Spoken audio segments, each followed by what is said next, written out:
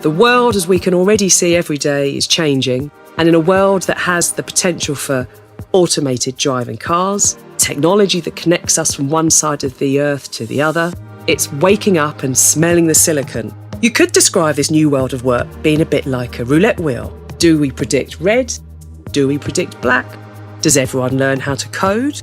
Or in fact, are there some other options that are ahead of us?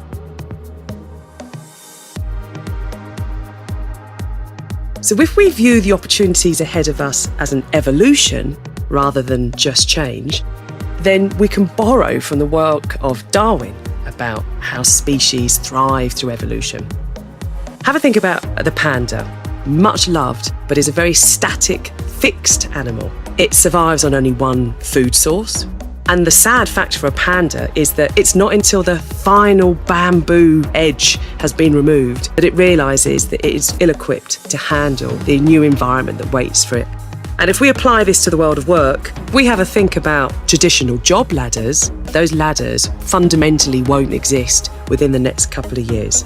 It's more of a network now. Now, a fox is an animal that is born to thrive.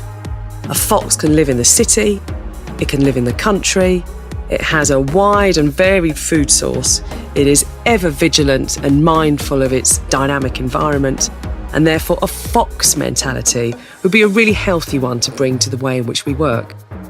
It's about thinking what opportunities may already be there in front of you, opportunities to get involved in new projects, working with people with whom are different to you. Anything that, like a fox, encourages you to go wider and broader in your skill set. Be more fox. Traditionally, work was split into blue-collar, white-collar work, skilled and unskilled work.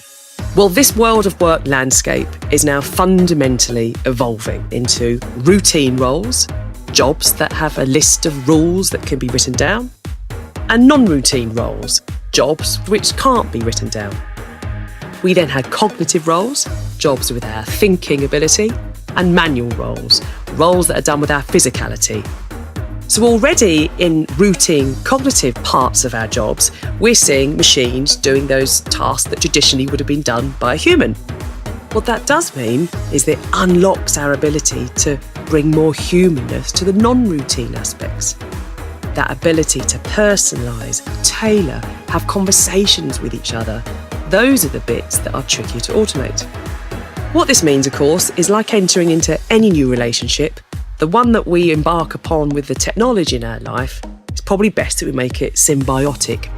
So if we have a bit of a think about our own careers, could it be that our intangible human skills, our emotional intelligence, our personal resilience, and the ability to remain mentally present will actually have a greater predictor of our career success than maybe traditionally? The successful careers of the future are more likely to be based on how you are being than what you are physically doing within that role.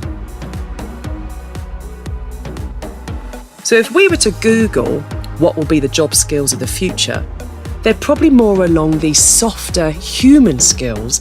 So it's about having a think how we connect with our technology to enable us to be more collaborative, caring, curious and creative, where technology augments our human performance rather than replacing it. So let's have a think about some of those traditional professions where already we are starting to see some major changes in the way in which we work.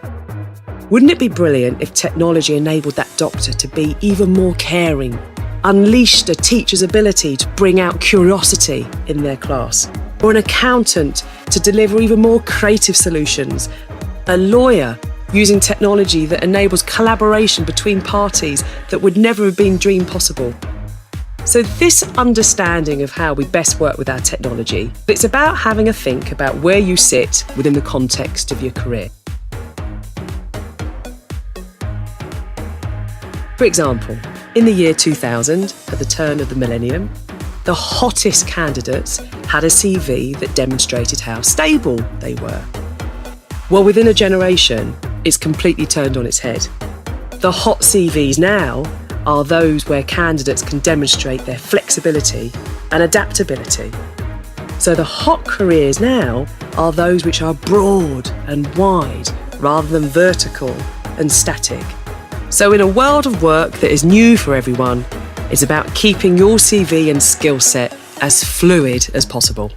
My name's Laura Thompson, really curious to hear your thoughts. Join the debate, www.phenomenaltraining.com.